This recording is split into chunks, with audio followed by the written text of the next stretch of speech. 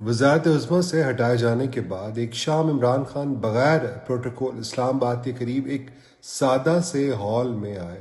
وہاں درجنوں نوجوان لڑکے اور لڑکیاں موجود تھے، کچھ طلباء، کچھ بے روزگار اور کچھ مایوس۔ ایک نوجوان کھڑا ہوا، آواز میں لرزش۔ اس نے پوچھا، خان صاحب، اگر طاقتور لوگ ہمیشہ جیت جاتے ہیں تو ہم سچ کا ساتھ کیوں دیں؟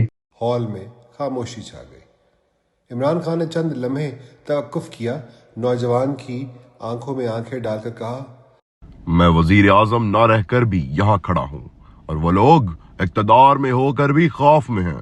اصل طاقت عہدے میں نہیں، کردار میں ہوتی ہے۔ اگر تم ڈٹ گئے تو تاریخ بدلے گی۔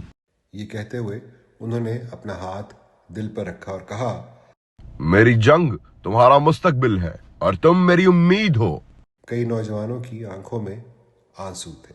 اسی ملاقات کے بعد ان میں سے کئی نے باقاعدہ رضاکارانہ طور پر تحریک میں شمولیت اختیار کی، اور یہی نوجوان بعد میں جلسوں، سوشل میڈیا اور میدانوں میں عمران خان کی سب سے مضبوط آواز بنے۔